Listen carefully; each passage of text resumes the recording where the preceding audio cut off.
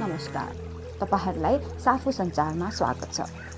अहिले हामी रामलाल जोशीको सखी उपन्यासको वाचन गरिरहेका छौँ। आज हामी यस उपन्यासको 6औं श्रृङ्खला लिएर उपस्थित भएका छौँ। आशा छ तपाईहरु यस कथाका पात्रहरू सँगसँगै कथालाई पनि बुझ्दै हुनुहुन्छ। अब सुरु गरौँ 6औं श्रृङ्खला। मनाउमा पुग्दा किस्मतीले मेरो आगै किताब पढिसकेकी थिए। कामबाट निवृत्त भएपछि हरेक साँझ म उसलाई चोरी चोरी पढाउँदै आएको थिएँ। मेरो हरेक किताब खर्र पढ्न सक्थे ऊ। गणितका हिसाब गर्न जानेकी थिए, अङ्ग्रेजी उच्चारण गर्न सक्ने भएकी थिए। किस्मती उस्तै कहाँ थिए र अब? चिटुक्क परेका लुगा लगाएर टिपटप हुन सिकेकी थिए। घर आँगन, चुलो र भाँडाकुँडासँगै आफ्नो सरसफाइमा पनि विशेष ध्यान दिन थालेकी थिए। फोहोर उसलाई पटक्कै मन नपर्ने हुन थालेको थियो। थारू भाषा बोल्न बिर्सन थालेकी थिए। पहाडका भाषाहरू बोल्न जानेकी थिए।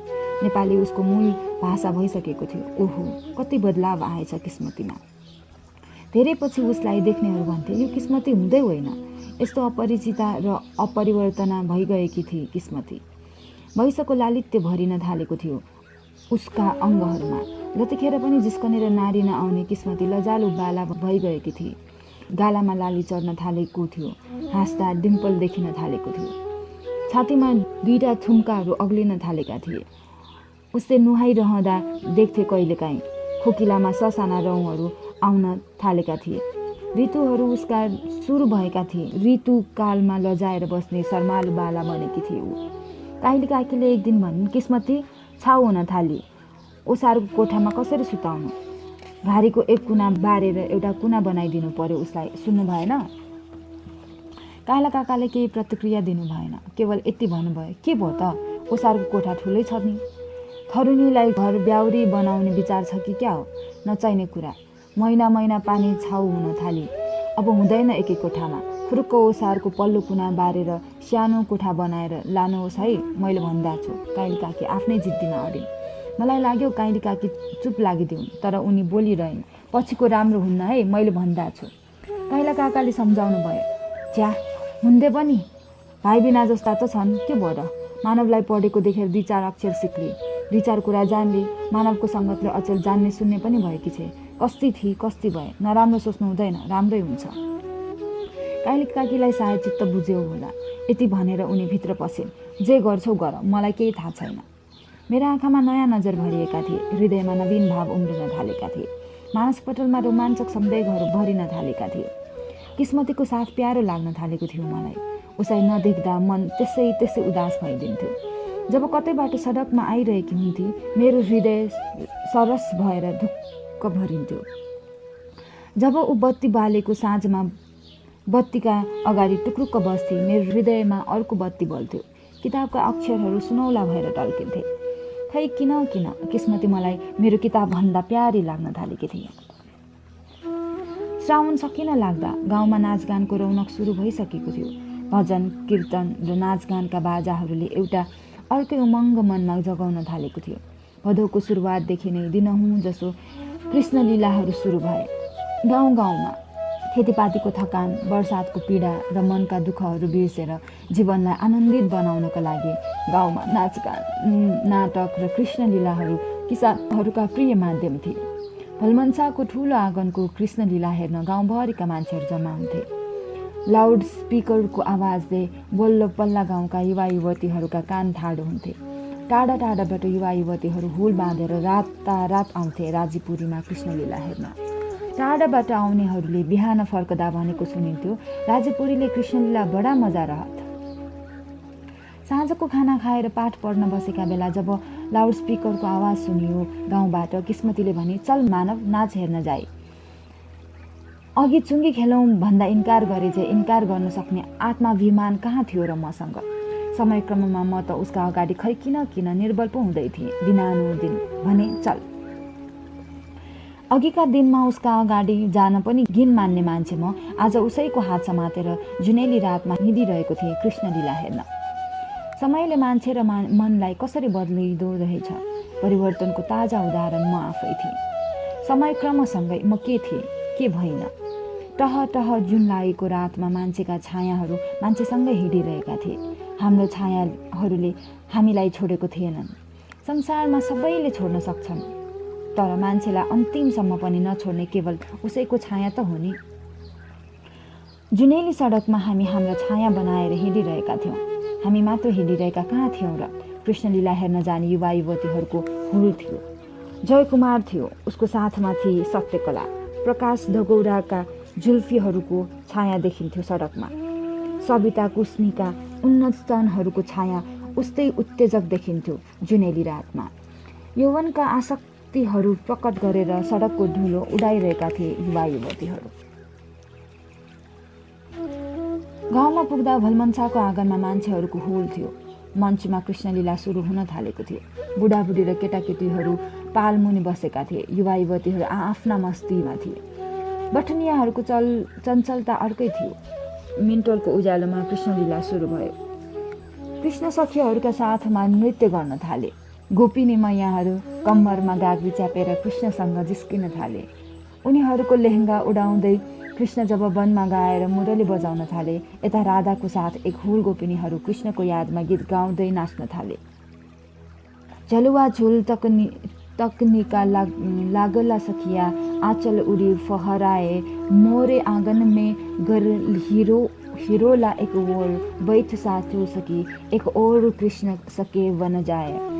झलुवा झुल तनिक लागल सखिया आँचल उड़ी फहराए, दूरी खेलन मत जाओ कन्हैया लाल, लागत है लाल बनना हूँ, छोटे में रह्यो यो बच्चा चरायो सकल कुञ्जवान धायो। बुढाबुढीहरू मन्त्रमुग्ध थिए। बटनियाहरू आफ्नो कृष्णका साथमा रमाइरहेका थिए। कृष्णलीलाकै बहानामा कति युवा युवतीहरू बेपत्ता थिए रातमा। यिनै रातहरू त थिए जहाँ युवतीहरू एकान्तमा भेट्न सकुन्। यिनै लीलाहरू त थिए जसको बहानामा वैशालु मनहरू स्वच्छन्दतापूर्वक विचरण गर्न सकुन्। आधी रातमा जोदनी, रामप्यारी र सरामतीहरू केही युवाहरूको साथमा आँप बगैँचातिर लागे। मिन्टोलको उज्यालोमा यता राधाका हृदयमा कृष्ण प्रेमको गीतहरू लेख्दै थिए, उता जुनको उज्यालोमा वैशालु युवा युवतीहरू कतै एकान्तमा प्रेमको खेल खेल्दै थिए। बिहान उठ्दा गाउँमा चलेको एउटा हल्ला सिमलको रुखसम्मै आइपुगेको थियो। सिमलको फेदबाट एउटा झार उखेल्दै किस्मतीले भने, सुनिस् मानव, रामप्यारी त राति नै बर्फी बजियाले उडाइ लगेछ। को रामप्यारी? तेरी गोचाली? हाँ, को बर्फी बजियाले उडाएछ त? हँ, बजारको मिठो बर्फी बनाउने बजिया के त? उसैले भगाइ लगेछ रामप्यारीलाई। त्यसको बर्फी खुब मिठो हुन्छ भन्थी त्यो। आफ्नो मुङ्गेतरलाई छोडेर बर्फीलाल बजियालाई अपन थारू बनाई त्यसले। त्यही बर्फी खानलाई बजाएकी जन्ने हुन गए त्यो। ओहो, कृष्णलीलाको कस्तो कमाल! सिमलको रुखबाट फर्केर आउँदा धनसरा बोजू भन्दै थिए, नट्टे दाजी पनि हिजो रातिदेखि नै बेपत्ता छन्। मङ्गली बडायक पनि छैन अरे घरमा। तिनीहरू दुवै भागे भन्ने हल्ला छ गाउँमा। नाम मात्रैका नट्टे हुन् उनी। जिउ जान नट्टे दाजीको खाइलाग्दो थियो। भैँसीको दुध, घिउ र कुरौनी खाएर पुस्त बनेका नट्टे दाजीका गाला कुनै तरुनीको भन्दा कम लाल कहाँ हुँदा हुन्। 2 माना चामलको भात खान सक्ने नट्टे दाजी त्यस युगका पहलमा नै हुन्। 4 जना सुरवीरहरूलाई एकै धलाउन सक्छु भन्ने हुङ्कार थियो उनमा। आफ्नो जीवनको चरम उत्कर्ष कसैलाई आँखा नदेख्ने नट्टे दाजीको पैर कतै जाँदा आसमानमा उडिरहेका हुन्थे। प्रायजसो मङ्गली बडायकको दोकान बाहिर खाटमा उपर खुट्टी लगाएर चुरोटको धुवाँ आकाशतिर उडाइरहन्थे उनी। जब चुरोटको धुवाँ बादलका गुच्छा चाहिँ आकाशमा उड्थ्यो तब गम्भीर मुद्रामा केही सोचे चाहिँ गर्थे उनी। खुब सुहाउँथ्यो उनले ध्यानमग्न भएर चुरोट खाएको। उनले चुरोटको धुवाँ फ्याँकेर कतै टाढा ध्यान पुर्याएको बेला सायद भित्रबाट उनका एकहोरो हेर्दै हो मङ्गली। हट्टाकट्टा उनले उनको जिउदार देखेर सायद तृप्त हुन्थ्यो। चुरोटको धुवाँसँगै नजाने कहाँ कहाँ उडेर पुग्थी हो नट्टे दाजी उसँगै। मान्छेहरू लख काट्दै ऊ नट्टे दाजीसँग मोहान्दी थिए। हो, साँच्चै मङ्गली मोहान्दी थिए। मङ्गली चौकीदार कल्लुराम बडियाकी जन्नी थिए। आफ्नो वैशालु दिनको बडा सुन्दर स्त्री थिए ऊ। नहरको पारिपट्टिको सानो बुक्रोमा बस्थे कल्लुराम र मङ्गली। बिहा गरेको धेरै वर्ष भइसक्दा पनि सन्तान भएका थिएनन् उनीहरूका। बुक्रोभित्र सानो दोकान चलाइ आएका थिए कल्लु र मङ्गलीले। कल्लुराम कहिले टिकुनिया, कहिले मुडा र कहिले शक्तिबाट साइकलमा सामान ल्याइदिन्थ्यो। मङ्गली बेच्थी बुक्रोमै बसेर। घरमै रक्सी र जाँड बनाइरहन्थे ऊ प्राय जसो। चुरोट गुटखा र जाँड खानेहरूको भिड लागिरहन्थ्यो उसको झुप्रोमा। थोरै मान्छेहरू चुरोट र जाँड पिउन आउँथे। धेरै मान्छेहरू मङ्गलीको जवानी आँखाले पिउन आउँदा हुन् त्यहाँ। नजाने कति मान्छेहरू मनमनै मङ्गलीलाई नङ्ग्याएर तृप्त हुन्थे। उसका विस्फोटक स्तनहरूमा धेरै आँखाहरू सलबलाइरहन्थे। लाग्दो हो उसलाई कि ती आँखाहरूको सुमसुम्याइ कति कमजोर र निरय छ। उसको विस्फोटक जवानी अगाडि उभिएका 10औं पुरुषहरू थिए, मुटुमा तातो सास फेरिरहेका, परन्तु उसलाई ती सबै पुरुषहरू सामर्थ्यहीन किरा जस्ता लाग्थे। जस्ता किराहरू जो हजार पटक गरिरहन्छन् गुको रासमा चलमल। उसको झुप्रो बाहिर झुमिने पुरुषहरू त्यस्तै लाग्थ्यो उसलाई, बिल्कुल त्यस्तै। जब साँझमा साइकल चलाउँदै दोकानको सामान ल्याएर आउँथ्यो कल्लुराम, कामुक आँखाले मङ्गली हेरिरहन्थ्यो उसलाई। जन्नीले बनाएको 2 खोरिया जाँड सनक्क पारेपछि कुप्लुक्क हुन्थ्यो जन्नीको काखमा। राति 12 बजे जगाइदिन्थ्यो मङ्गलीले उसलाई। झटपट्ट उठेर ऊ साइकल टिप्थ्यो। साइकलमा एउटा लौरो बाँधेपछि स्वास्नीलाई जागै छोडेर ऊ गाउँमा चक्कर लाउँथ्यो, कराउँथ्यो, जागो रे जागो। गाउँमा 2 फन्का लगाएपछि सकिन्थ्यो उसको चौकीदारी। रातको चिसो हावामा पूर्णतः जागृत भएर ऊ टुप्लुक्क झुप्रोमा पुग्थ्यो जहाँ उसकी जन्नी बिउजै रहेकी हुन्थे। हावामा चिसो भएका हात खुट्टाहरू लगेर ऊ जागृत जन्नीको तातो अँगालोमा झुन्डिन्थ्यो। जवान जन्नीको कामजोरो जब रनक्क तातेर आउँथ्यो उसको पुरा शरीर अनि मदहोसी स्पर्श गर्न थाल्थ्यो। उसका मदन्त अङ्गहरूमा खेल्न थाल्थ्यो। बडा दिनभरि कामबाट थाकेर आएको उसको पनि शरीर त हो, कहाँ सक्थ्यो र रापिलो शरीरबाट पसिना छुटाउन। मङ्गलीलाई लाग्थ्यो पुरुषको नसा नचलेको हातको स्पर्श जस्तो, पुरुषको रगत नबगेको स्पर्श जस्तो, बलशाली युवाको धुकधुकी नभएको कमजोर र निरीह छुवाई जस्तो। है, यसरी पनि धरती रूपी स्त्रीलाई जिस्काउन मिल्छ एउटा पुरुषले। भुइँचालो जान्छ अनि बल्ल थाहा हुन्छ। उसको हातको स्पर्श यति कमजोर छ कि मङ्गलीका युगल स्थानमा काउकुती लहर दौडन सक्दैन। उसका औँलाहरूको छुवाई यति हल्का लाग्यो मङ्गलीलाई कि नौनीमा पनि कुनै खत बनाउन पनि ती औँलाहरू सामर्थ्य छैन। हैत, ना पुरुषीय स्पर्श का पुरुषीय छुवाई। हैत, बिहानको 3 बजेसम्म पनि कलुरामलाई लागिरह्यो एकचोटि मङ्गलीलाई पसिनाले भिजाउँछ अवश्य, तर सक्दै सकेन। काम रापमा तडपिरहेकी मङ्गलीलाई उसले भिजाउनै सकेन। उसका अन्तर आँटबाट बाफिया पसिनाहरू निकालेर वर्षातको पानीले छपक्क भिजाए झै ऊ भिजाउन सक्दैन। कथै बिचरी मङ्गली शान्त गङ्गा झै तृप्तानुभूतिले थकित भएर बिहान बिस्ताराबाट उठ्नै पर्ने दिनहरूमा या त ऊ आहारा नपुगेकी सिंहनीका रूपमा उठ्थे, या त जता फिजाएकी रिसालु रौद्रवीका रूपमा। आफूले ओडेको उपरना एकातिर मिल्काएर रौद्रवीकै रूपमा ऊ दिशा गर्नका लागि ढोडीको झाडीतर्फ बेपत्ता हुन्थे। शौच कर्मबाट निवृत्त भएर जब ऊ कुवातर्फ आइरहेकी हुन्थे, आहा, बिहान बिस्ताराबाट उठ्ने बखतभन्दा कयौँ गुणा सन्तुष्टि उसको अनुहारमा देख्थ्यो। यसबाट म लख कथै बिचरी कलुरामले मङ्गलीलाई दिशा गर्दाखेरि प्राप्त नहुने जतिको आनन्द पनि दिन नसकेका रहेछन्। त्यसै अतृप्त मङ्गलीले तृप्त मदा नत्य दाजीसँग एक रातका लागि भाग्नु पनि शर्मनाक बात भइदियो। गाउँमा मङ्गली भागेपछि चहल पहल उस्तै रहेन। बसेर छोडेकी मङ्गलीको झुप्रोमा कलुराम बाहेक को नै थियो र? साइकलमा बाँधिएको लौरी बाहेक कलुरामको को नै थियो र त्यस झुप्रोमा? हिजोसम्म मङ्गलीको वरिपरि झुमिनेहरूले त्यस झुप्रोलाई त्यसरी नै छाडिदिए जसरी छोडेछन् रानो मरेपछि घारलाई माउरीहरूले। समसाझै मसानी अँध्यारोको कालीमा छाउन थाल्यो कलुरामको झुप्रोमा। अँध्यारोमा सधैँका लागि हराइदिउँझै लागिरहन्थ्यो उसलाई। कहाँ गई होलिक मङ्गली? चिन्तामा ऊ व्याकुल भइरह्यो। सोच्थ्यो कुनै बेला जन्नीको जात घर छोडेर जाने जात त हुँदै होइन। मङ्गली गएको 4 दिनपछि अँध्यारो साँझमा मरेको आगोलाई फुफु गरी जगाउन खोज्दै थियो ऊ। टुप्लुक्क कोही आइपुग्यो उसको दैलोमा। हेरेर चित खायो उसले। अरे मङ्गली, तैँ कहाँ गएले रहिस? कहाँ से आइले? थकित स्वरमा बोली मङ्गली। अपने लैहार आफ्नो माइत। का करे रात भागले? मोर मर्जी। मङ्गली बिन्दास थी। अब रात में भागे न जाइना कनी तो खै त। चुपचाप मङ्गलीलाई माफी दिन सक्ने चौडा हृदय कल्लुराम बाहेक अरू कोसँग थियो र यस संसारमा? कसैसँग थिएन। चुपचाप उसले माफ गरिदियो। थाकेकी थिए मङ्गली। खाना आफै बनाएर खुवायो कल्लुरामले। 2 खोरियाको स्वाद पारेपछि दुवैजना भुस भए एकअर्काको अङ्गालोमा। बिहानै धनसरा भाउजूले भने, नत्ती दाजु त कलाकारहरूसँग कृष्णलीलाको तालिम गर्न लखनऊ गएका रहेछन्। मङ्सिरको महिना सतीमा मेला लाग्ने हल्ला गाउँभरि फैलिएर आयो। वर्षमा एकचोटि मङ्सिरको आधीबाट लाग्ने इन्डियन मेला उधुम भएर चल्थ्यो 10 दिनसम्म। चर्खा, सर्कस, रामलीला, नृत्य, फिल्म के चल्थेन र शक्ति मेलामा।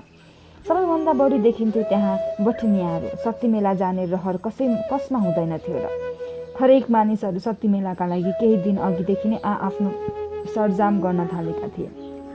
अनि किस्मती र म शक्ति मेलाकै सरजामका लागि किस्मती र म खेतमा धानका सिला बनाइ थालेका थियौँ।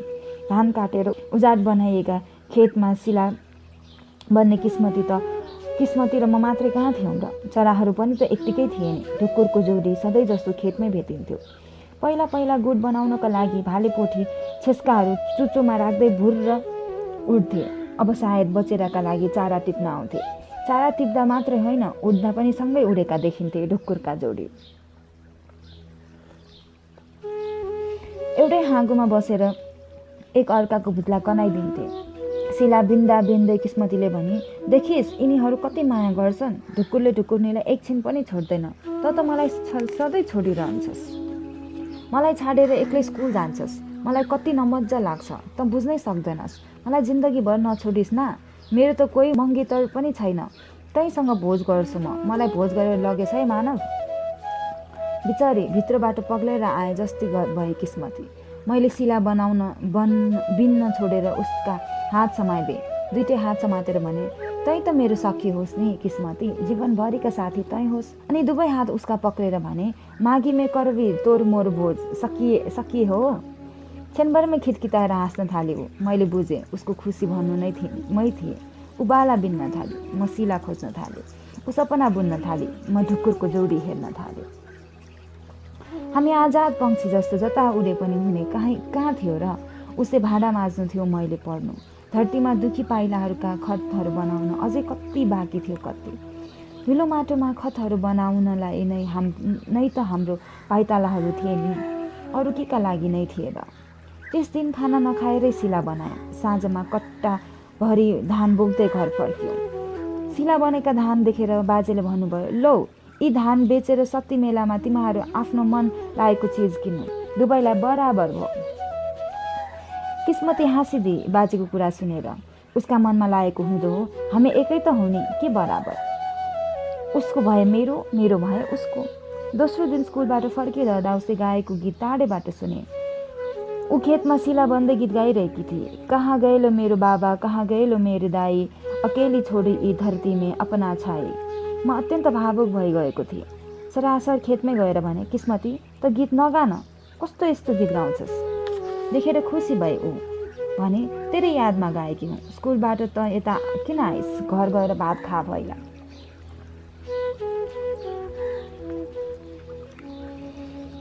पूर्वको आकाश खुलेको थियो।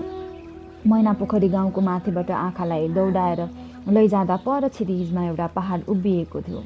त्यही पहाडबाट उड्दै उड्दै आएका थिए एक हुल मालश्री। भने, किस्मती छुटेका बाला चरालाई छोड्दै अब चल घर जाउँ। सिला टिपेका थोरै धान बोकेर किस्मती अगाडि लागे।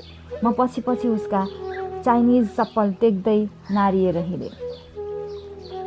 घर पुग्दा बाजेले भन्नुभयो, स्याबास त पढ्न छोडेर सिला बिन्ने भइ छैन। अब यो हिउँदभरि सारा खेतहरूमा सिला बना। स्कुल नजा, यही धान बेचेर महाजन बन्लास् मोजी। बाजेसँग लाडिएर भने, आज किस्मतीले मातै बिनेकी हो। म स्कुलबाट भर्खरै आएको। मेरो भाग छैन आज। कुनीबाट थपिदिनु होला धान। बाजे झन् फन्किनु भयो। खुब धानको धन्दा लागेको छस्। कुन दिन खेत जोत्नु पर्ला अनि थाहा पाउलास् मुजी। सत्य मेलामा जानुभन्दा 4 दिन अघि बिनेका धान 1 क्विन्टल पुग्न थालेका थियो। घरको गल्ला बेच्दा त्यो धान पनि बेचिदिनु भयो बाजेले। साँझतिर किस्मती र मलाई बाँडेर दिनुभयो 200 रुपैयाँ। आहा, अब के थियो र। सती मेला सप्रिने भइगयो नि। किस्मती जस्तै मायालाई माया गर्ने एउटा मेरो बाजे त हुनुहुन्थ्यो नि, अरू को थियो र? सती मेलाकै लागि एउटा सुनौलो साँझमा हामी घरबाट निस्क्यौँ। बडखुको लडियामा उसकी जन्नी र बच्चाहरू बसे। खड्कुको लडियामा बाजे बजे र भूमिसरा दिदीहरू बसे। किस्मतीले अर्कै सल्लाह गरेकी थिए, उसका सहेलीहरूसँग जाने। मलाई उसैले कर गरी, चल जोधनीको बाबाको लडियामा सँगै जाऊँ। किस्मती आज चिटिक्क पुत्तली बनेकी थिए। लाग्थ्यो किस्मतीको हातै समातेर जाउँ, तर उज्यालोको लाज कसरी सहनु? अब किस्मती अर्कै लागिरहेकी थिए। केटीहरूको जवानी यति चाँडो कसरी आउँछ हँ? किस्मतीलाई हेरेर यही जिज्ञासा उब्जियो मनमा। ऊ मलाई हेरिरहेकी थिए, म उसलाई हेरिरहेको थिएँ। जोधनीको बाबा हाकिरहेको थियो लडिया। गोरुका पुच्छर निमोट्दै ऊ कराइरहेथ्यो, आ टक टक। एउटा ठुलो दल हुल बाँधेर गोरुहरू हिँडिरहेथे। एक दुई लडिया होइन, 100औं लडिया थिए। सती मेलाको सडकमा किस्मती अगाडि बसेर हाँसिरहेकी थिए। जोधनी, सरामती र किस्नीहरू लहरे बसेका थिए पछाडि। म सरामतीको समीपमा बसेको थिएँ। उकालो जस्तो ढिस्कोमा पुगेपछि जोधनीको बाबा कराए, लडिया उलर हुइते रे लडको आगे आओ। लडिया उलार भयो हो, केटाकेटीहरू अगाडि आओ। एकैचोटि लडियाबाट सबै उठेर अगाडि बस्यौँ। साँझको चिसो बतास मुटुसम्मै घोच्न आइपुग्यो। मैले भने, चिसो भयो, तेरो सल ओढौँ किस्मती? किस्मती पछाडि आएर बसी मसँगै। आफूले ओढेको सल मलाई पनि ओढाइदिए। मङ्सिरको साँझ बिस्तारै छिप्पिँदै गयो। आधा आधारमा आकाशका ताराहरू थालमा मकै फुराए जस्तै देखिए। त्यसबेला स्यालको हुइया सुनियो जङ्गलतिर। प्रत्युत्तरमा गाउँबाट कुकुरहरू भुवाङ भुवाङ गरिरहेथे। रात छिप्पिँदै गएर चिसो बढेपछि बठनियाहरूको बीच गई बसे म, जहाँ शरीरको तातो बाफले अर्कै प्रकारको आनन्द दिइरह्यो। सरामतीले शरीर हल्का बनाएर आदेश दिए। किस्मतीले आफ्नो शरीर छोडिदिए मेरो काखमा। यी युवतीहरूका शरीरबाट आएको मादक दुर्गन्धले सिरिङ सिरिङ गरिरह्यो मेरो मन। सरामतीले झैँ शरीर हल्का बनाएर आफ्नो स्तनहरू छोइदिए मेरो पिठ्युमा। एउटा रोमाञ्चक आउकुटीले तरङ्गित भइरह्यो मेरो शरीर। गोरु अगाडि बढिरहे, आकाशबाट शीत झरिरह्यो। जोधनीको बाबाले बीचमा गोरुलाई हकार्दै टक टक। सरामतीको शरीरले न्यानो स्पर्श गरिरह्यो। एउटा अव्यक्त आनन्दले भित्रैसम्म छोइरह्यो मलाई। लाग्यो लडियाको गति कहिले नटुङ्गियोस्, यी गोरुहरू कहिले नथाकुन्, सूर्य यस धरतीमा नआओस्, यो रातको यात्रा अनन्तकालसम्म लम्बिरहोस्।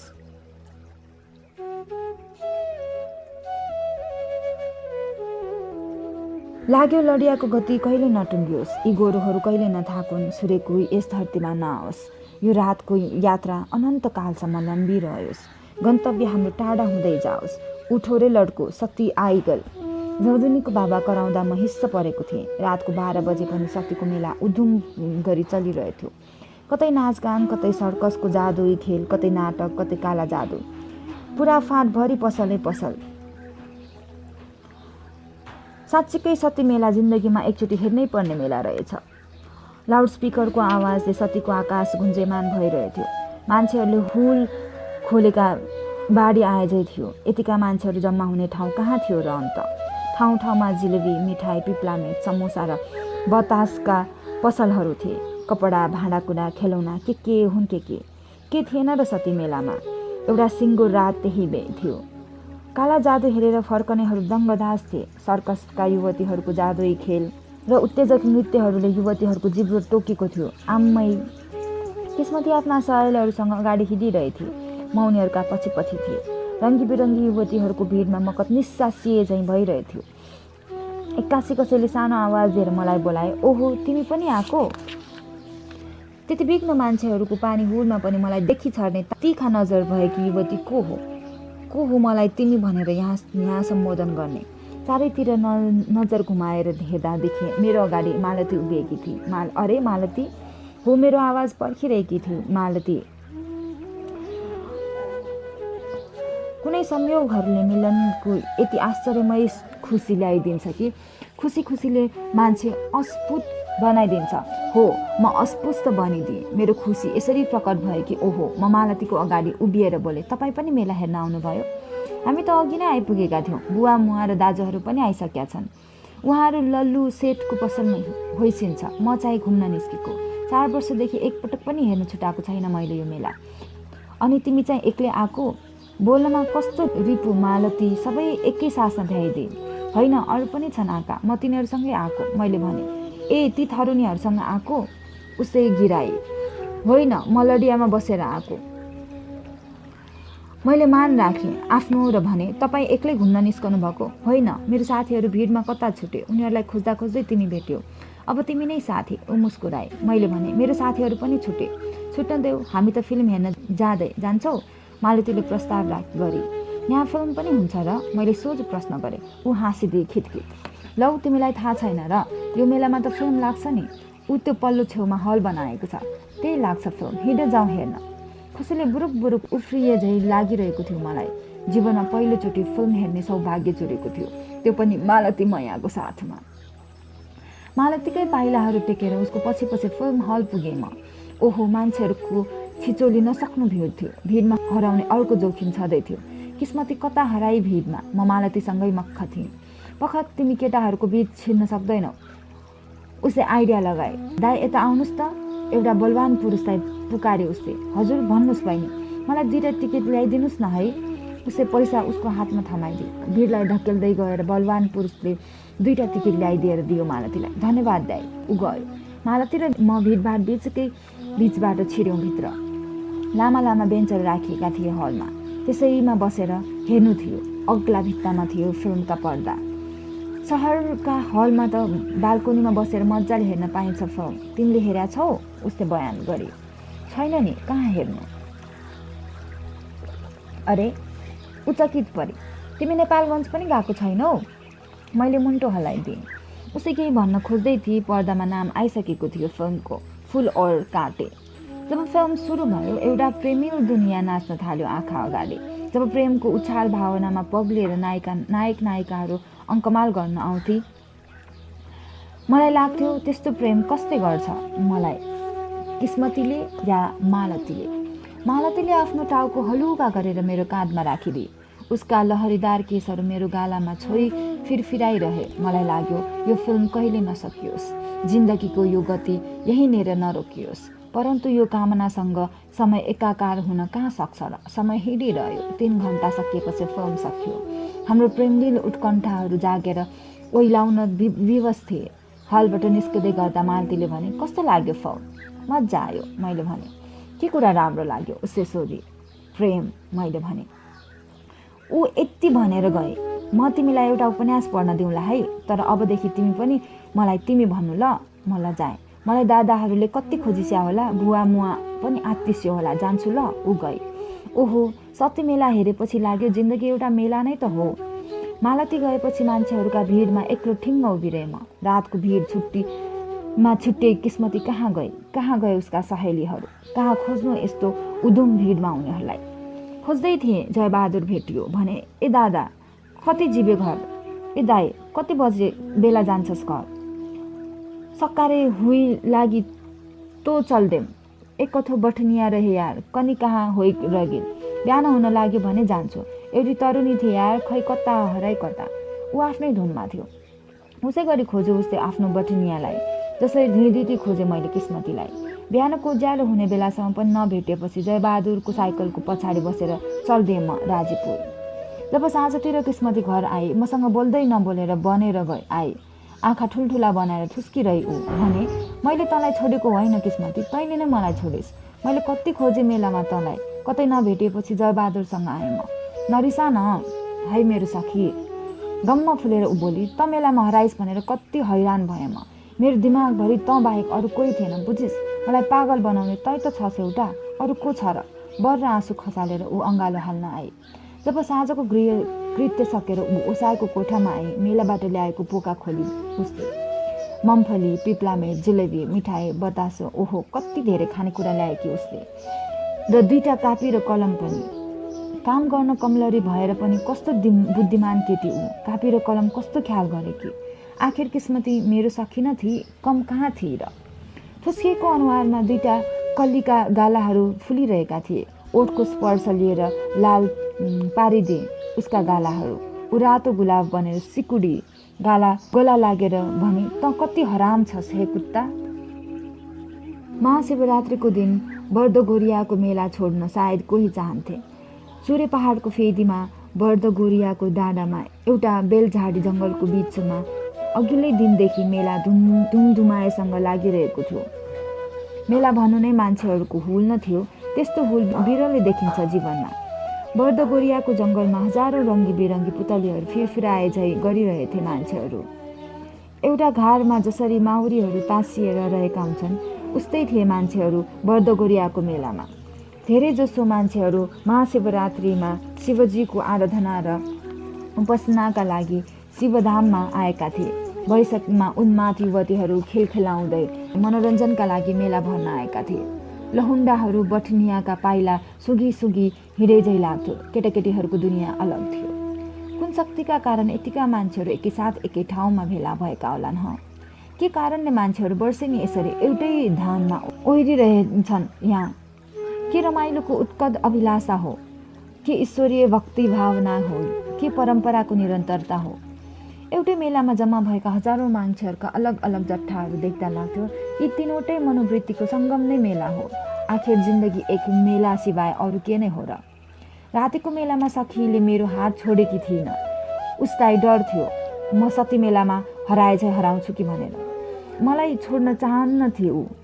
मेलाको अधुमता उही सतीमा झै थियो। उस्तै पाल र टेन्ट राखेर सयौँ पसलहरू सजिएका थिए।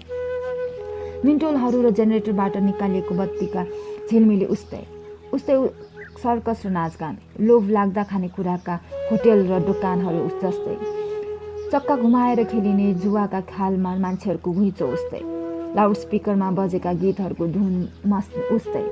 यी मेलाहरूले नै त हुन् जिन्दगीमा उत्सवमय बनाइदिएका। जिन्दगीको निरस्ताबाट निस्केर यिनै मेलाहरूमा त रङ्गमय रस भर्छन् यी मानिसहरू मनमा। मेलाको मजा लिइसकेपछि स्याउलाको बारेको एउटा पसलको कुनानेर किस्मतीले सल ओढेर गुडकुल्यौँ। बिहान ब्रह्म मुहुर्तदेखि नै बढ्दो गोरियाका कुण्डहरूमा स्नान आरम्भ गरे भक्तजनहरूले। माघ महिनाको चिर्याउँदो ठन्डीमा पनि मान्छेहरूलाई जाडोको गुगुप्सा थिएन। अर्धरात्रिबाट नै शिवधाममा भक्तजनहरूको घुइँचो देखेर किस्मतीले भने, चल 2टा फुल चढाएर चलौँ हामी घर। मालिकनीले मार्नुहुन्छ ढिला भयो भने। टाढाबाटै शिवजीलाई 2टा फुल चढाएर चल्दियौँ हामी। फर्कदा बाटोमा कति बुढाबुढीहरू लौरो टेकेर पनि गइरहेका थिए शिवधाम। टाउकोमा कुटिरो बोकेकी बुढी आमै र लठीको भरमा कुप्रो ढाड बोकेका बुढाबाहरू फ्याट्ट गर्दै गइरहेथे बर्दिया गोरीको मेलामा। ऐरे मनमा, यस्तो बुढो हुँदा त आउँछस् कि नाइ बढ्दो गोरिया मेलामा? देखेर किस्मतीले भने, त्यस बेलासम्म त शिवजी नै बुढो भई मरिसक्छ, म त आउँदिनँ। तँलाई यस्तै कुरा गर्न खुब आउँछ है, उटपटाङ कहीँको। चल छिटो, अब ढिला हुन लागिसक्यो, किस्मतीले डाँटे। कोइलोको भुरुवाको सडकमा एक बगान नाङ्गा भुटुङ्गा बालकहरू लहरै बसेर दिशा गरिरहेका थिए। देखेर उसले भने, देख रे, तेरा छोराछोरी जस्ता छन् यिनीहरू, त पनि यस्तै गर्थेछ होइन? अनि ऊ हाँस्न थाली खिटखिटाएर, त पनि त हगेपछि झाडा पानी नलाएर भाग्थिस् नि मोरी, अहिले च्वाक पल्टिन्छेस्। ऊ छिल्लिएर हाँसिरहे, म जिस्काएर हिँडिरहे। बाटो भैरी देखिएका दृश्यहरूमा रमाउँदै ऊ जिस्किरहे। म उसलाई जिस्काएर अघि बढिरहेँ। ऊ मसँग चलिरहे, मैले उसलाई चलाइरहेँ। चल्दा चल्दै चुकाचोरीको भाँटीमा घर पुग्दा पो बल्ल थाहा भयो, ला बाजेलाई बढ्दा गौरीबाट ममफली ल्याउन त पुसुकै बिर्सेछौ नि किस्मती। म तँलाई एउटा नाम दिन्छु है, आजदेखि त्यही नामले बोलाउँछु। बता न सखी। भने त आजदेखि म तँलाई सखी भनेर बोलाउँछु। आइरे बात सुन, केटा मान्छेले यस्तो नाम त भोज गरेपछि आफ्नै श्रीमतीलाई दिन्छ रे। तैँले मलाई भोज गरेकै छैनस् त। म पढिसकेर तँलाई भोज गर्छु नि है। मैले उसको टाउको आफ्नो छातीमा टाँसे। म तँलाई बहुत प्यार गर्छु रे, म अरूसँग जानै सक्दिनँ, तैसँग भोज गर्छु बुझिस्। तेरो कोही मङ्गेतर छ कि छैन मन? मेरो त कोही छैन। मेरो पनि छैन। त मसँगै भोज गर्छस्? साँच्चै भन्। हो, साँच्चै भने त। सखीका आँखामा देखेँ आँसु छछल्किँदै थियो। दुध खाँदा खाँदै आमाले छोडेर गएकी अबोध बालिका, निन्द्रामा सास फेर्दा फेर्दै पाकरी कुसीको छायामा बाबाले छोडेर गएकी एउटी अनाथिनी बढ्दै कसरी आज केटाको प्यारमा परी। सम्झदा पनि गह भरिएर आयो, भक्कानिएर आयो मन। थाम्न नसकेर अँगालो हालिदिए सखीलाई। उसका गाला र निधारमा चुमिदिए। सखी मेरो गलामा टाँसिएर भावुक बनेर भने, तेरो जिन्दगी त दुःखै दुःखमा जाने भयो नि सखी। मसँग बोझ गरेर के गर्छस्? कहाँ बस्छस्? कहाँ राखुँला म तँलाई? मसँग के छ र? कसरी सुख दिन सकुँला तँलाई म? उस्तै मायालु भनेर सखीले भने, तैँले पढ्न जानेकै छस्, पढेर मास्टर बन्नु। मैले भाँडा माझ्न जानेकी छु, भाँडा माझेर होटेल राख्छु। दुवै मिलेर धन कमाउँला, जग्गा जोडौँला, घर बनाउँला, जिन्दगी खुसीसित काटौँला।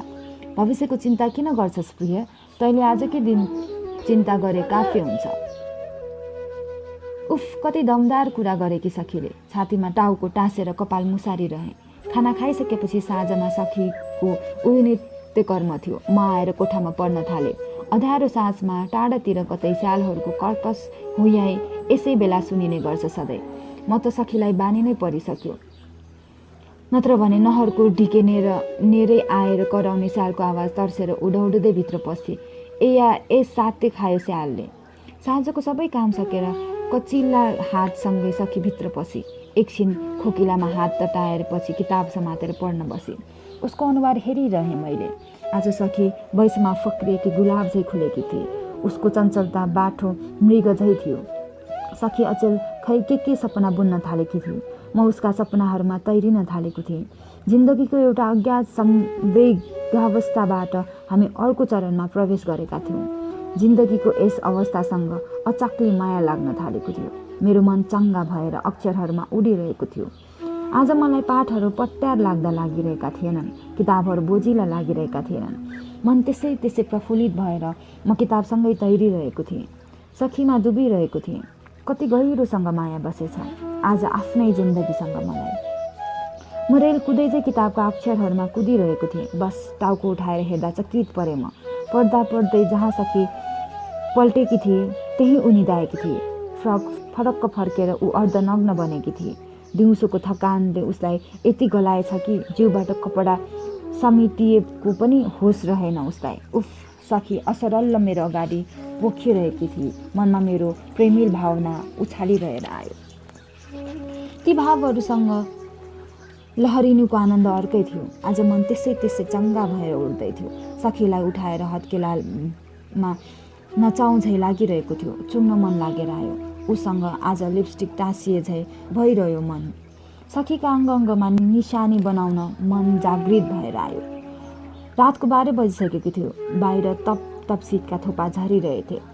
चुक्क कोप्टाए जस्तै अँध्यारो रात थियो। कुकुर भुक्न छोडेका थिए। स्याल कराउन छोडेर सुतिसकेका थिए। बत्तीको स्निग्ध उज्यालोमा सखीको मायालु मुहार धपक्क बलेको देखियो। दुईटा ओठमा गुलाबको रङ्ग आइबसेको थियो। दुईटा आँखाका धप्पनीहरू नीलो सागरलाई छोपिदिएका थिए। सखी थुम्के दुई चुचुराका बीचमा किताब राखेर निदाइरहेकी थिए। म पागल भएर जागृत हुँदै थिएँ। उठाएर सखीलाई काखमा लिएँ। एउटा हातको तकिया दिएर अर्को हातले ओढाइदिए। उसको जिउ हलुका बनाएर छोडिदिए उसले। छातीमा गहिरो सास चलिरहेथ्यो। एक अबोध बालिकालाई झै मायाले हेरिरहे, स्नेहले मुसारिरहे मैले देखेँ।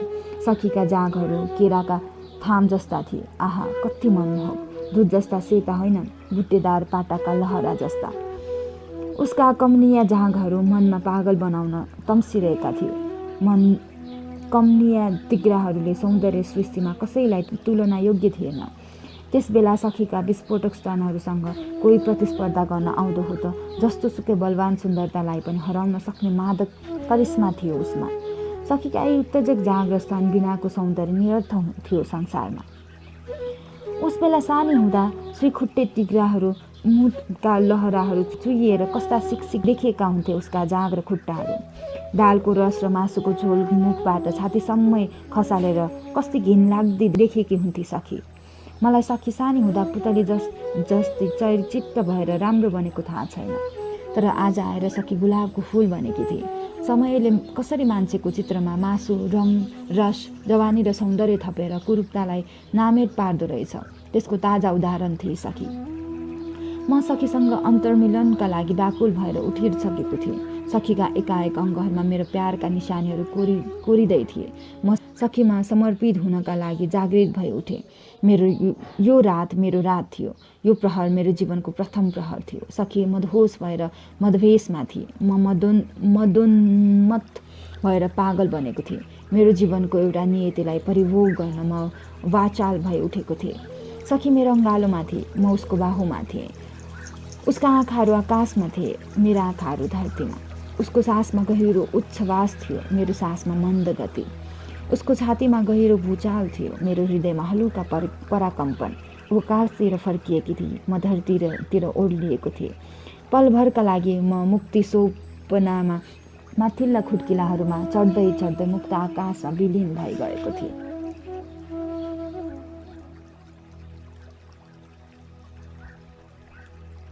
दसौँ पुग्दा स्कुले जीवनको उत्कर्ष काल थियो। वसन्त ऋतुमा पढ्ने मन कहाँ लाग्थ्यो र? नयाँ ऋतुमा रुखमा नयाँ पालुवाहरू आउन थाले, हाँगामा नौला पातहरू, बोटमा नयाँ कोपिलाहरू देखिन थाले, कोपिलाहरूमा देखिन थाले फुल। खुला फाँटमा हरियो सिरुपाती फलाउन थाल्यो, बाटोको छेउछाउमा डुबो। सुकेको झारपात र बुट्यानहरूमा पिरपिराहरू आउन थाले, डालीमा पलाउन थाल्यो घाँस। बेली र घन्टी फुलहरू आँगन रातै पारेर फुल्न थाले, बगैँचामा मगमगाउन थाले आरुका फुल। हावालाई सुगन्धित पारेर धरतीमा वासन्ती वासना मगमगाउन थाल्यो। टुवालो फाटेर धरती हरियो देखियो, बादल फाटेर आकाश निलो। जाडो हटेर मौसम सफा देखियो, दुःखहरू हटेर मन चङ्गा। आखिर यही त हो वसन्त ऋतुको नाम। पर मालिकाको गाउँ डाँडामाथिको कुहिरो हराएर लेक छ्याङ्गै हरियो देखियो। त्यसै लेकको मुटुमा बसेर कोहीले वसन्तको गीत सुसेल्न थाल्यो। यसै बेला चराहरूले कलरवले मन खलबल्याउन थाल्यो। गोठालाहरू प्रीतिका गीत गाउन थाले, मालश्रीहरू आकाशमा हुल बाँधेर उत्तरतर्फ उड्न थाले। अनि त्यस्तो बेलामा पढ्न मन कहाँ लाग्नु? कसरी लाग्नु यस्तो बेलामा पढ्ने मन? वातावरण नै बैर बनेर आयो पढ्नेहरूका लागि, प्रीति गर्नेहरूका लागि अनुकूल बनेर आइदियो मौसम पनि। लाग्थ्यो यसबेला आकाश चराहरूको हो, वन हो गोठालोहरूको, धरती पैतालाहरूको, मौसम मायालुहरूको। दिनहरू नयाँ चरणमा प्रवेश गरेका थिए, दुःखहरू केही दिनका लागि माइत गएका थिए, सुखी को थिएन यो संसारमा। अनि हामी उपन्यासका पानाहरूमा जिन्दगी खोज्न थालेका थियौँ, हृदयका धड्कनहरूमा प्रेमका गीत सुन्न थालेका थियौँ। रङ्गीन पोस्ट कार्डमाथि प्रीतिका सायरी सारेर प्रेम पत्र लेख्न थालेका थियौँ। केही गीत थिए जुन सर्वसुलभ कहाँ थिए र? केही गजल थिए जुन सुन्न कसैको रेडियो ढुकेर बस्नु पर्थ्यो। कतै टाढा गुन्जिएका गीत सुनेर मनमा प्रेमिल भावनाहरू तरङ्गित हुन्थे। फिल्म हेर्नका लागि वर्ष दिनको शक्ति मेला कुर्नु पर्थ्यो, कि त नेपालगञ्ज अथवा धनगढी कुर्नु पर्थ्यो। गाउँमा कहाँ हेर्नु फिल्म? अनि कहाँ पढ्नु प्रेमको पाठ? कसरी उमार्नु प्रेमिल भावहरू मनमा? केवल केही उपन्यासहरू थिए जो किताबका बीचमा लुकाएर पढिन्थे अनि प्रेम पत्रहरू आदान प्रदान गर्ने माध्यम बनिदिन्थे। एक दिन झरनाको मिठो पानी भित्र एउटा सानो चिटिक्क लुकाएर मलाई पढ्न दिई मालतीले। लेखेकी थिए, फुलको के अर्थ हुन्छ र सुगन्ध नै नभएपछि, जिन्दगीको के अर्थ हुन्छ र माया नै नभएपछि। फुल ओइली झरी जान्छ, सौन्दर्य कहाँ झर्छ र मान्छे चोला मरि जान्छ, माया कहाँ मर्छ र। स्कुले जीवनमा अन्तिम दिनहरूमा ऊ पागल मायालु बनेर आए। आफ्ना मुक्तकको प्रत्युत्तर नपाउँदा ऊ उदास भइदिन्थे। उसको मन राख्नलाई लेखेँ, भ्रमरको के अर्थ भयो र फुल नभएपछि, मेरो पो के अर्थ भयो र तिमी नै नभएपछि। तिमी आउला यो दिलमा सजाएर राखिदिउँला, आँखा चिम्लेर बस्नु त्यो मुटुमा आइदिउँला। सुरुवाती दिनहरूदेखि नै आफन्तिली बनेर आए मालती। यही स्वभावका कारण निकटता बढ्दै गयो उसँग। पछिल्ला दिनहरूमा यति घनिष्ठता बढ्दै गयो कि हृदयमा अर्कै एहसास हुन थाल्यो, आत्मीय लाग्न थाल्यो। ऊ सोचे कसरी यति प्रिय र आत्मीय भएर आयो। ऊ एउटा सम्पन्न राजसी ठाँटमा हुर्किएकी राइस कन्या, म झुपडीभित्रको दरीमा सुतेर आएको हिन्ताबोधी अनाथ। उसको र मेरो मित्रताको कुनै बलियो आधार नै थियो र? केवल एउटा हृदय थियो, हृदय बस। संसारमा ठुला बडा र सानाहरूको भेट कहाँ हुन्छ र? भेट हुने एउटै स्थान चिहान घाट हो। त्यहाँ पनि सँगैको जान्छ र अगाडि पछाडि भइहाल्छ दुनियाँ। नत्र भने चन्द्र सूर्य झै देखादेख होस् तर भेट चाहिँ नहोस् भन्ने श्राप परे झै पो हुन्छ त। दूरबाटै हेर्छ चन्द्रमालाई सूर्यले, टाढेबाट गर्छिन् सूर्यको दर्शन चन्द्रमाले। चन्द्र सूर्यको भेट कहाँ हुन्छ र संसारमा? घाम र जुनको मिलन निषेध गरिएको छ प्रकृतिको विधानमा, तर पनि संसार कहिले घाम भएर सुन्दर छ, कहिले जुन भएर सुन्दर छ। घाम र जुनकै बीचमा ऊ थिए, घाम र जुनकै बिचमा म थिएँ। म आकाशकी चन्द्रमा थिएँ, ऊ आकाशको चन्द्रमा थिए, म धरतीको धुलो। ऊ पूर्वकी अरुणिमा थिए, म पश्चिमको अँध्यारो साँझ। ऊ लहहरूमा सवार भएर आउने राजकन्या थिए, म सडकको धुलो खाएर आउने फकिर यात्री। तथापि हाम्रो भेट हुनलाई कुनै मसान घाट कुर्नु परेन। बौनिया स्कुल नै एउटा आधारभूत बनिदियो हाम्रो मिलनको लागि। चोखो माया दिएर उसले भने, तिमी पनि एउटा किताब ल्याएर देऊ न मलाई, तिमीले दिएको किताब पढ्छु नि म। दोस्रो दिन मुना मदन ल्याएर दिएँ। अर्को दिनको हाफ छुट्टीमा मुना मदन फर्काउँदै उसले भने, तिमी नै पढ वियोगको कथा। मैले मलाई काम लाग्ने ज्ञान टिपेँ। के टिप्यो भन त? पछाडिपट्टि 2 लाइन लेखेर यसो पो जीवन दिई उसले। हातका मैला सुनका थैला के गर्नु धनले, सागरे सिस्नु खाएके बेस आनन्दी मनले, तिम्री मालती। उफ मालती, तिम्री मालती। एउटा अमर प्रेम कथा दिन चाहन्थे मलाई ऊ। कि अल्लारे यौवनको उछाल हो यो। ऊ प्रेमको आधारणामा थिए, म प्रेमको गानामा थिएँ। वसन्त ऋतुको बिचमा एक दिन साइकलमा चढाएर उडाइदियो भक्त रावलले विपना कुँवरलाई। 5 दिनपछि अशोक कुस्मीले स्कुल ड्रेसमै हिँडाइदियो शर्मिला डगौरालाई। केही दिनमा पुनम विष्ट हिँडिदी राजीव चौधरीसँग। यादव सरले जयन्तको प्रेम पत्र सार्वजनिक गरिदिएपछि मीरा शर्मा कसरी कक्षामा मुख देखाउन सक्थे र? बीच बाटोबाटै भागिदिए उनीहरू। वसन्त ऋतुले यसरी एकोहोरो ल्यायो प्रेमी प्रेमिकाहरूलाई कि भागेर जानेहरू देखेर सरहरू अत्तालिए। अभिभावकहरू चिन्तित बने। ठुल्ठुला जाङ्गा केटाहरू एक केटीलाई भाग लगाउन थाले, यो मेरी त्यो तेरी भनेर। हरेकका किताबमा प्रेम पत्रहरू भेटिन थाले। एक दिन योगेश शाहीले माझी औँलाको टुप्पोमा सर र ब्लेड लायो। भल्ली खुन बग्न थाल्यो। सर र कापीको पाना च्यातेर रगतले लेखिदियो, प्यारी Shakuntala, I love you, I love you, I love you. प्रेम दिवसका दिन परम भक्त जयसीले रबिना रावतको नाममा ब्लडले चरचरी नाडीमा चिरेर खत बनाइदियो। त्यो समय पूर्णत प्रेमको थियो। मालती मेरो मुख ताक्न थाली। हाफ छुट्टीका बेला ढोडीको जङ्गलबाट पिसा फेरेर फर्कदा ऊ मेरै बाटो हेरिरहेकी हुन्थे। छुट्टी भएपछि लहहरूमा चढ्ने बेला पनि फर्की हेरेर जान्थे। उसको हेराइले घाइते हुँदै थिएँ म। ऊ पूर्णत पागल प्रेममा थिए, म पूर्णत पागल उमेरमा थिएँ। वसन्त ऋतु पागल भएर हाम्रो दिमाग खराब गरिरहेको थियो। संयोगले एक दिन म पाकरीको फेदमुनि नलका चलाइरहेको थिएँ। मालती अञ्जुली थापेर घटघटी पानी पिइरहेकी थिए।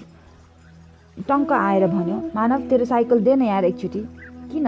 क्लास छोडेर कहाँ जान्छस्? जरुरी काम छ, दे न, अहिले एकछिनमा आउँछु। बाजेले तिकुनीबाट ल्याइदिएको एटलस साइकलको चाबी बढाइदिएँ उत्तिर। ऊ गयो बेपत्तासँग। कक्षा कोठाबाट आफ्नो किताब टिप्यो र निस्क्यो सडकमा उसैलाई पर्खिरहेकी गायत्रीलाई पछि बसाएर टाप कस्यो ऊ। त्यसपछि कहिले फर्केनन् उनीहरू स्कुलमा।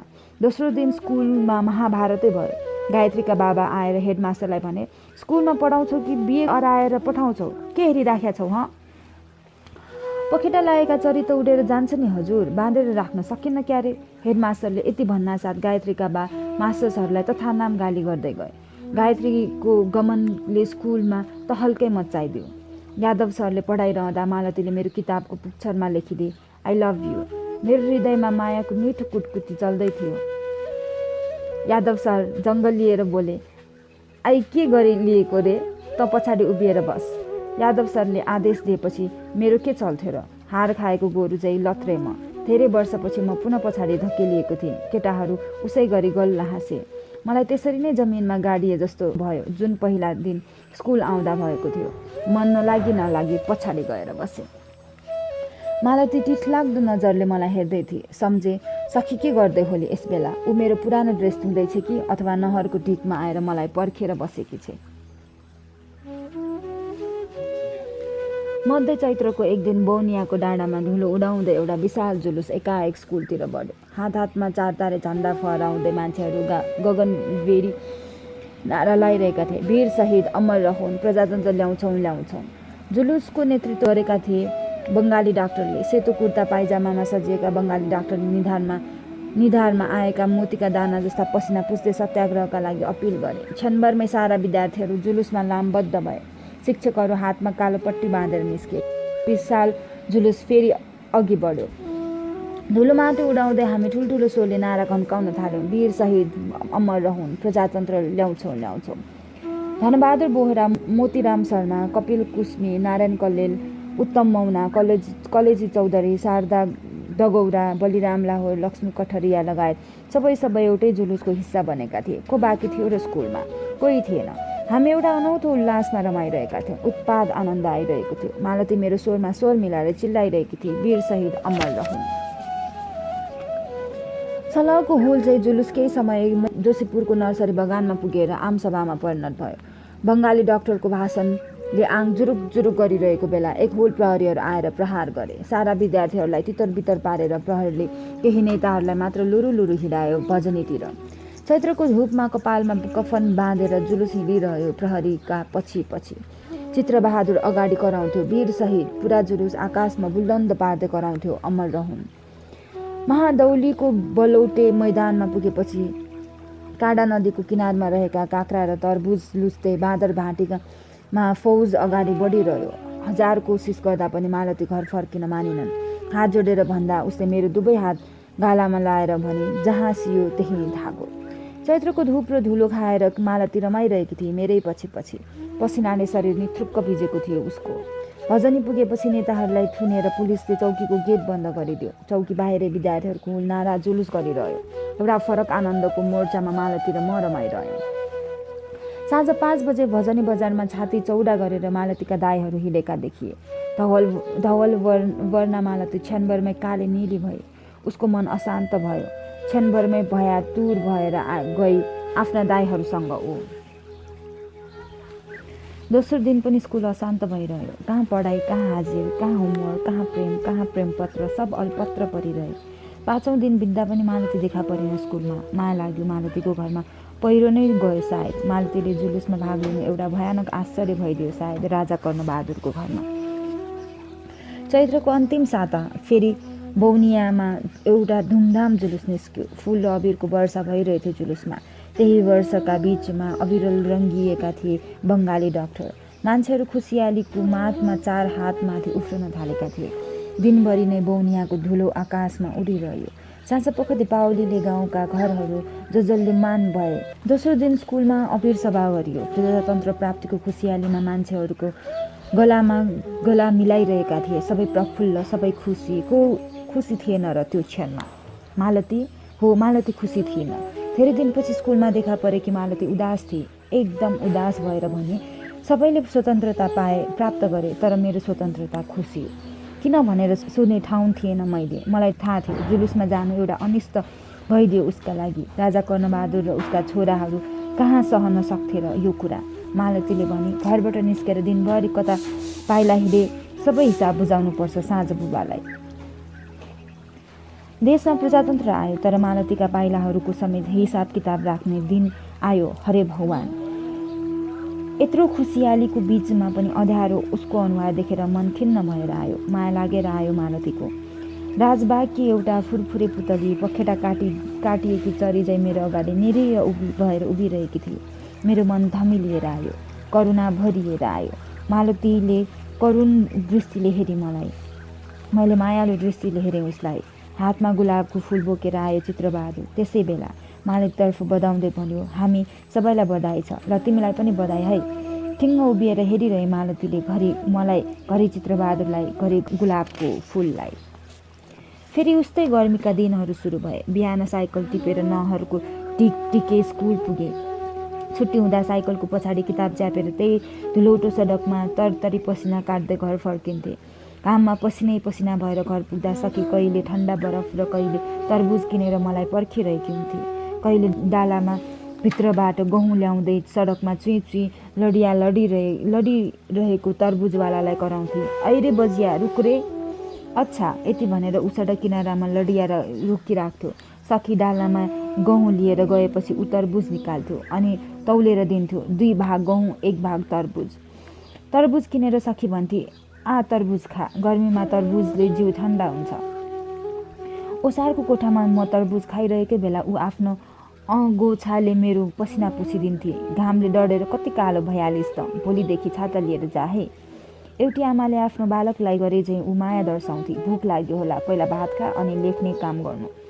कमिजमा टाँकहरू खोलिदिँदै ऊ भन्थे, हेर त कमिजको कलरमा कति मैल जम्मा भइसकेछ, खोल सर्ट र प्यान्ट म धोएर सुकाइदिन्छु।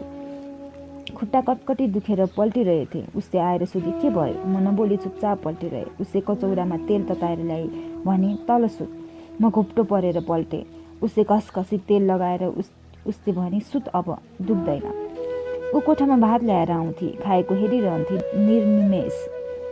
वर्षौँपछि भेट भएको मायालुलाई हेरिरहेछे। कति मायालु थियो उसको हेराइ, कति आत्मीय थिए ऊ। हेर्दा हेरिरहन्छै गर्थे, बोल्दा बोलिरहन्छै। खुट्टा दुख्दा मनतातो पानीले सिकिदिने उही थिए। चिसो लाग्दा तेल तताएर लगाइदिने उही। कपाल दुख्दा मुसारी दिने उही थिए। उदास अनुहार देख्दा मुस्कुराइदिने उही। सखी नै त थिए मेरो सुख दुःखकी साथी। अरू को नै थियो र सखी बाहेक यति माया गर्ने मलाई। असार दोस्रो हप्तामा हिँड्दै थियो। अर्धवार्षिक परीक्षाको समय तारिक आइसकेको थियो। परीक्षा लगत्तै 45 दिनको वार्षिक बिदा हुने सूचना थियो। मालतीमा छटपटी सुरु भइसकेको थियो। यति लामो बिदा कसरी काट्ने? छुट्टी भएर कक्षा कोठाबाट बाहिर निस्कदै गर्दा मालतीले मेरो हात फुजमुज पारेर एउटा कागज थमाइदिए। किताबको बीचमा राखेर मैले साइकल मच्चाएँ। नहरको टिकटिके गएर भक्त काकाको कुटीमा सुस्ताएँ एकछिन। मालतीले दिएको कागज निकालेर पढ्न थालेँ। प्रिय मानव, भित्रभित्रै म तिम्रो मायामा यसरी डुबिसकेँ कि तिमीलाई नदेख्दा संसारमा कोही छैन जस्तो लाग्छ। तिमीलाई पनि थाहा हुनुपर्छ कि म तिम्रै मायामा पागल छु भनेर। तिमी बिना म खुसी हुनै सक्दिनँ प्रिय। के तिमी मलाई खुसी देख्न चाहँदैनौ? तिम्रे मालती।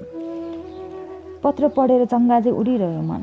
असारको आकाशमा बादलका बुट्टाहरू गजझुम्म थिए। मालतीलाई सम्झेर खुसीले बादल चाहिँ उडिरह्यो मन। उफ मालती, प्रिय मालती। ओरजबागका फुलहरू कि स्वच्छन्द पुतली। म फर्सीको फुलमा अल्झिरहने गोब्रे किरा। कहाँ ऊ आकाशकी चन्द्रमा, कहाँ म धरतीको धुलो। कहाँ गङ्गाको छाल, कहाँ खहरेको किनारा। बियोको कहानी रच्नु बाहेक यो मायाको सार्थकता के होला र? यही सोचेर भारी मुटुका साथ म घर पुगेँ। दोस्रो दिन हाफ छुट्टीका बेला 4 पेजको चिठी मालतीको किताबमा भित्र राखिदिए। मालती पानी खान गएकी हुँदी हो। ढोडीको जङ्गलबाट पिसाब फेरेर फर्किँदा कक्षा कोठामा यादव सर पसिसकेका थिए। भने मे आई कम इन सर? अरे आ हिरो साहब, बडा लभ गर्ने भइहालिस् रे। गल्ल हाँसोको गुन्जनको कोठा भरियो। म उदो मुन्टो गरेर उभिरहेँ। यादव सर कक्षा कोठाबाट जब बाहिरिए अनि बोलाएर भने, राजा साहबको छोरीलाई लभ लेटर लेख्ने भइछस् रे त? चित्रबहादुरले सब हल्ला गरिलियो। भोलि त रेस्टिकेट भइहाल्छ स्कुलबाट। राजा कर्णबहादुरका छोराहरूले मारेर कुलोमा फालिदिन्छन् तँलाई, बुझिस्? बाँच्ने मन छ भने त आजै भागिहाल रे यहाँबाट, बुझिस् कुरो? मैले कुरो बुझेँ। मालतीको किताबबाट चोरेर चिठी चित्रबहादुरले यादव सरको हातमा थमाइदिएछ। यादव सर कहाँ कम थिए र? सारा मास्टरहरूका बीच क्षणभरमै हल्ला फैलियो। राजा कर्णबहादुरकी छोरी मालतीलाई मानवले लेख्यो लभ लेटर। सायद मालतीले भ्यू नै पाइन यस कुराको। छुट्टी हुने बित्तिकै फटाफट निस्केर गई लहरुमा ऊ। म गेटमा पुग्नै लाग्दा शरण सरले भन्नुभयो, कर्णबहादुरका गुन्डाहरूले मारिदेलान् है, विचार गर। सकभर चाँडो भागिहाल यहाँबाट त। मेरो मन बादल लागेको असारको रात चाहिँ ओसिलो भयो। आँखा पन्याला भए। एउटै भीम त थियो नि मलाई स्कुले जीवनमा माया गर्ने साथी। म ओइलाएको देखेर अनुहार अँध्यारो गरिदियो उसले। भन्यो, हिँड, म पुर्याएर आउँछु घरसम्म तँलाई। सुकलाल थारूको घरमा उसको डेरा थियो। जमिनदार सुकलालको घरकै सदस्य भएर बसेको थियो भीम। कयौँ रातहरू हामीले भीमको डेरामा सँगै गुजारेका थियौँ। मेरो हृदयमा अर्कै स्नेह लिएर जोडिएको थियो ऊ। एउटा साथीको भन्दा ज्यादा प्रेम थियो उसँग, अव्यक्त प्रेम। साइकल चलाउँदा आँखा तिरमिर भइरहेकै थियो। मन भयभीत भएर एक तमासले उडिरहेको थियो। मुटुमा भक्कानो फुटेर आयो। हरे भगवान्, एउटै चिठीमा जान जाने भयो जिन्दगीमा। साइकलको पछाडि किताब बोकेर ऊ बस्यो। बगैँचानिर पुग्नै लाग्दा चित्रेको ग्रुपले साइकल छेक्यो। बिचरा आजैसम्म बाँच्नु लेखेको रहेछ यसको खप्परमा। भोलि यति बेला त कुन कुलुकमा स्यालले लुचिरहेका हुनेछ तेरो मासु। चुवा चुवा, भाग्न सक्छस् भने भाग्यहाल, आजै कतै बची पो हाल्छस् कि? चित्रेले भन्यो। यसलाई मैले सुरुदेखि नै सजग गराएकै हुँ। मेरो अगाडि खुब हिरो पल्ट्यो नि मुजी। अब मर्ने भयो बिचरा। यसको लेखान त यति रहेछ। अर्कोले थप्यो, जा चाँडै भात खाएर मर। भोकै मर्नुभन्दा भात खाएर मर्नु बेस। भीमसँग अर्कोले भन्यो, यसलाई एक्लै मर्न दे लखन्तरे, यसको ज्यानमा त परानी नदे। सँगै मर्ने भए त पनि कसैलाई एउटा चिठी लेखेर मर। हा हा हा हा। उल्ली बिल्ली पारिरहेथे उनीहरूले। नदीमा पौडी खेलेर आए जस्तै मेरो शरीर भए निथ्रुक्क पानीले भिजेको जस्तो। म निर्धा गाई जस्तो सडकको किनाराबाट लुसुक्क निस्केँ। 2 हातले मलाई समातेर भीम पछाडि बसेकै थियो। एक सासमा हामी नहरको बाटोमा पुग्यौँ। नहरको ढिकमा बेपत्तासँग साइकल चलाउँदै थिएँ। कसैले एक लात हिर्कायो पछाडिबाट, ड्याम्म, बस त्यति थाहा छ। नहरमा पछारिएर कति मुक्का खाएँ, कर्की गुटका पानी खाएँ, होस् नै भएन। नहरमा चोबलेर किनारामा पछार्दा एउटाले भनेको यति कुरा सुने, बाँकी काम रातमा राजाका छोराहरूले नै गर्छन्, छोड्दे, हाम्रो काम यति हो, 2-4 घन्टा संसार हेर्न दे पाजीलाई। धेरै पछि होस आउँदा पुरा शरीर हिल्लाम्य थियो। टाउको भनन दुखिरहेको थियो। शरीर आफ्नो जस्तो थिएन। साइकलका टिक्लिक भाँचेर नहरको किनारामा पछाडिएको थियो। भीम नहरको ढिकमा पल्टेर रोइरहेको थियो। ईश्वरबाट अपहेलित जस्तै भएर काँपिरहेको थिएन। थरथरी काँप्दै उठ्यो भीम। साइकल समातेर बिस्तारै दोहोऱ्यायो। अलि पर भक्त काकाको कुटिनेर पुगेपछि कपडा खोले। हिलो भएका कपडा नहरमा धोएर सुकाए। हिलाम्य जिउ पखालिदियो भीमले। भक्त काकाको खटौलीमा बसेर धेरै बेरसम्म आँसु बगाइरहे। भीम अँगालो हालेर बक्कानिरह्यो। सूर्य पश्चिम कुनामा धकेलेपछि चिसा कपडा लगाए। भिजेका किताब खोल्कीमा च्यापे। भीमले साइकल दोहोऱ्यायो। वरपरका दृश्यहरू हेर्दै थाकेका गोरु चाहिँ सुस्तरी अघि बढ्यो। किन आज मलाई त्यो बाटो प्यारो लागिरहेको थियो। बाटो वरपरका सिमलका रुखहरू प्यारा लागिरहेका थिए। कतै कतै खेत रोप्न थालेका दृश्य प्यारा लागिरहेका थिए। यो बाटो, यो नहर, यी खेतका आली, यी सिमलका रुखहरू, त्यसमा बसेका चराहरू, यो मौसम, यी घर खेत सबै आज मलाई एकाएक गरी प्यारा लागिरहेका थिए। आफ्नै लागिरहेका थिए। नहरको ढिकमा पुर्याएर भीमले बमलङ्ग अँगालो हाल्यो। तिठाउँदै मुख र पन्याउलो आँखा बनाएर भने, मेरो साथी त जा, अब म डेरामा फर्कन्छु। त आजै राति भागेर आफ्नो ज्यान बचाए मेरो साथी, नत्र मारेर फाल्दैरान्। त मलाई मरेको दिनमा पनि नबिर्सेस्, म तँलाई मरेको दिनमा पनि बिर्सने छैन। रुँदै ऊ नहर बगेको दिशातिर गयो। टाढा पुगिसक्दा पनि मेरै आँखाहरूले उसलाई पछ्याइरह्यो। घरनेर पुग्दा नहरको ढिकमा आएर सखी मेरै बाटो हेरिरहेकी थिए। असारमा धरती पूर्ण त हरियो भइसकेको थियो। रोपेका खेतहरू टङ्रङ्ग धरती मण्डल हरियालीमय थियो। वन जङ्गल, खेतबारी र घरका आँगनमा समेत झारपातले हरियो बनाएको थियो। आकाश निलाम्य थियो। कतै कतै पहाडका टाकुरा र खुल्साहरूका बादलमा गुच्छाहरू फुलेको देखिन्थे। मेरी सखी पूर्ण त निलो पहिरनमा थिए। निलो चोली, निलो घाँगर, निलो चप्पल, निलो पटुकी र निलै चुन्नी ओढेकी सखी पूर्ण त निलो भेषमा थिए। निलो आकाशबाट खसेकी जस्तै पूर्ण त निली, सम्पूर्ण त निलाम्बरा। उसलाई देख्दा गह भरिएर आयो। लाग्यो गलामा लागेर धरधरी रोइदियो। किन्तु मनको हिक्का मनमै रोक्यो। आँखाको आँसु आँखामै सुकाए। सखीका अगाडि साबिक झैँ देखिन खोजे। बिहानदेखि अहिलेसम्म कहाँ गएको थिइस्? तँलाई भोक लागेन अहिलेसम्म? कति कुरे दिनभरि तँलाई मैले। बाटो हेर्दा आँखा थाकिसके। सखी मायालु बनेकी थिए। कतै मेरी सखी, कसरी भनौँ मेरो के हालत भयो आज भनेर। उसै गरी पसिना पुछिदिए उसले। कति मायालु बनेर मेरो बाटो हेरेकी उसले। मेरो निम्ति आफ्नो जिउ आधा बनाएर बसेकी थिए ऊ। मेरी मायालु, मेरी सखी। कसरी भनौँ सखी, मैले एउटा भयानक गल्ती गरेँ। त्यसैको परिणाम भोग्न म विवश छु। आज म तँलाई छोडेर जाने बाध्य छु सखी। अबको केही क्षणमा म तँलाई छोडेर जाँदैछु। उफ, कसरी भनौँ यो कुरा? भन्न सक्दै सकिनँ मेरी सखीलाई यो कुरा। मेरो मनभित्रको अवस्था के थाहा सखीलाई? मनभित्रबाट एउटा झङ्कार जस्तो कुरेलो आउन थाल्यो। मुटु बक्कानिएर आयो। म तरल भएर बग्न थालेँ। साँझको खाना चाँडो बनाएर ल्याइदिए सखीले। उसलाई कति पिरोलो थियो आज म भोकाएको छु भन्ने। खाना खाएर पल्टिरहे खाटमा। न पढ्न मन लाग्यो न देख्न नै। दिमागमा दिउँसोका बानीहरू गुन्जिरहे। कतै बिचरा आजैसम्म बाँच्नु लेख्या रहेछ यसको खुप्परमा। भोलि त कुन कुलामा स्यालले लुछिएका हुनेछन् यसका मासु। र त भागिहाल आज यहाँबाट। साँझको काम सकेर आएकी सखीले भने, आज किन उदास देखिन्छस्? कहाँ थाकेर आइस् दिनभरि भन्? यता मनतातो पानीले खुट्टा सेकाइदिन्छु, दुखेको ठिक हुन्छ। म घोप्टो परिदिएँ उसका अगाडि। मनतातो पानीले खुट्टा पुछिदिए सखीले। तेल लगाइदिए। उसले तेल लगाइरहँदा आँसु रोक्न सकेन। भित्रबाटै आएको हिक्की रोकेर आँसु चुहाइरहे। कति बेरसम्म उसले खुट्टा दाबिरही होस् भएन। एउटा अनाथ बालक चाहिँ निदाइदिएछु उसको काखमा। बिउजिँदा रातको 12 बजेको थियो। सखी भुइँमै मलाई हातको सिरानी दिएर गुन्द्रीमै निदाएकी थिए। आधा रातमा उठेर असरल्ल छरिएका आफ्ना लुगाहरू झोलामा कोचाकोच पारे। किताबहरू टेबलमा छरप्रस्तका थिए। सखीका लागि 4वटा किताब छोडेर अरू झोलामा प्याक गरेँ। आजैसम्म रहेछ राजीपुरीको पानी खान मैले। यही सम्झेर आँसु झारिदिएँ। बाहिर असारको आकाश गजडुम्म भएर आएको थियो। भित्र टुक्कीको मधुरो प्रकाशमा सखीको मायालु अनुहार निदाएको थियो। धेरै बेरसम्म हेरिरहे सखीलाई। अँगालोमा उठाएर कपाल मुसारिदिए। मनमनै भने, तिमीसँगको यात्रा आजसम्म पो रहेछ सखी। जाँदैछु तिमीलाई राजापुरीको यस रातमा छोडेर। उता तिम्रो सामुन्नेमा म भेटिने छैन। तिमीले चिया ल्याएर आउँदा बिहान बेडमा म हुने छैन।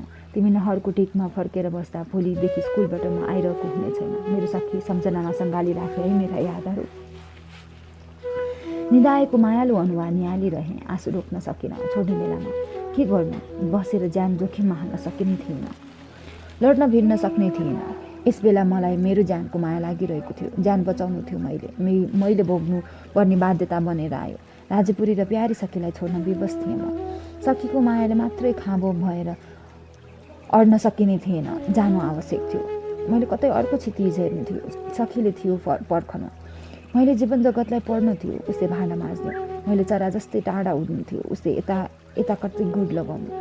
मैले मेरै स्वतन्त्र बाटो हिँड्नु थियो, उसले यतै कतै अल्झिनु। मैले नदी जस्तै बग्नु थियो, उसले हिउँ जस्तै जम्नु। मैले कतै स्वतन्त्र आकाश भेट्नु थियो, उसले दासत्वको साङ्लो बाँडिनु। एउटै विरासतमा देखिएका फरक फरक सपना न थिए हाम्रा। एउटै दृश्यमा अल्झिएका फरक फरक आँखा न थिए हाम्रा। एउटै प्रीतिमा समेटिएका फरक फरक मन न थिए हाम्रा। फरक फरक बाटो थियो, फरक फरक जिन्दगी थियो। हाम्रो यात्रा एउटै कहाँ थियो र? हाम्रो गन्तव्य एकै कहाँ थियो र? एकै थालमा भात खाएका जुडा आदमी न थियौँ हामी। एउटै बाटोमा भेटिएका फरक फरक यात्री न थियौँ हामी। छुट्टिनु हामीले अवश्य थियो। समयले यति चाँडै छुट्याइदियो। सवाल केवल थोरै थियो, अघि र पछिको नहो। बस यही सम्झेर मन बुझाएँ आफ्नो। चन्द्रमाझे खुलेको सखीको मासुम निद्रालु मुहानमा बिदाईको एउटा चुम्बन गरिदिए। मनमनै भने, बस मेरी सखी, यो ओसारको कोठामा तिमी नै बस अब। आजदेखि तिम्रै नाममा गरिदिए यो कोठा मेरी मायाले। सम्झना, भोलिदेखि तिम्रो आँखाको अवस्था कस्तो होला म बुझ्छु। भोलिदेखि तिम्रो मनको हालत कस्तो होला।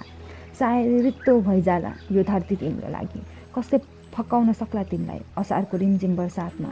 कसले मन बुझाउन सक्ला तिम्रो त्यो अँधेरी रातमा? तर सखी, समयको खेल यही हो कि तिमीले यही नियति भोग्नु छ, मैले यही बिछोड बेहोर्नु छ। तिम्रो निर्दोष आँखाको पाप मलाई नलागोस् सखी, तिम्रो कोमल मनको श्राप मलाई नलागोस्। मेरी सखी, चरा जस्तै उड्दै उड्दै कतै चारा खोज्ने बेला यो धरतीको कुनै स्थानमा भेट भइजाला। हावासँगै बग्दा बग्दै सास फेर्ने बेला मान्छेको हुलमा कतै भेट भइजाला।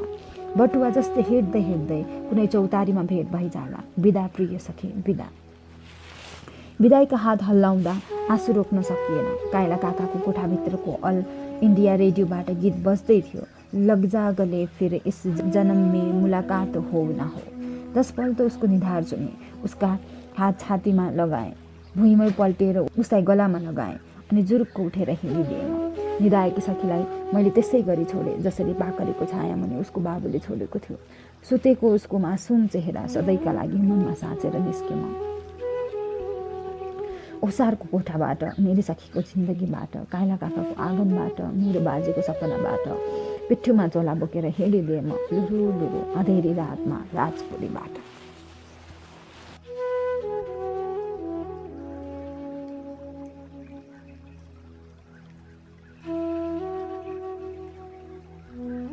आज हामीले रामलाल जोशीको सखी उपन्यासको 6औं श्रृङ्खलाको वाचन गरेका छौँ।